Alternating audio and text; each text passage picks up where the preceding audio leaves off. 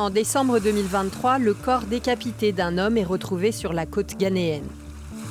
Selon sa famille, il s'agit de Samuel Abayatey, un observateur de pêche disparu 2 mois plus tôt, alors qu'il se trouvait à bord d'un thonier ghanéen. La mission d'un observateur de pêche, identifier les poissons pêchés, des informations très utiles pour fixer les quotas de pêche. Leur présence n'est pas toujours la bienvenue à bord, car ils constatent, lorsque des dauphins ou des tortues sont pris dans les filets, ils peuvent aussi être témoins de pratiques interdites. Comme quand un bateau transborde des caisses de poissons sur un autre navire qui n'a pas de licence de pêche. En 2019, un autre observateur ghanéen avait déjà disparu après avoir signalé un transbordement illégal.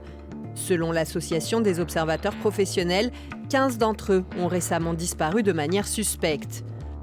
Dans d'autres cas, ils sont intimidés. Un des marins, il voulait un petit peu en découdre. Il me menace, il me course.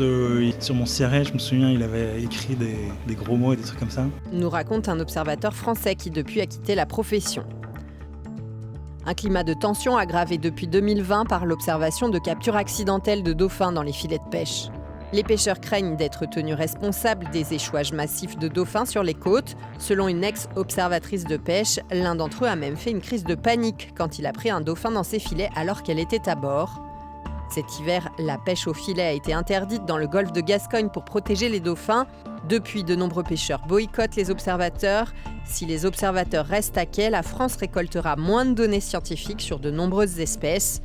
Pour le ministre de la Pêche, Fabrice Loher, ce boycott n'est pas la solution et risque de pénaliser les pêcheurs eux-mêmes.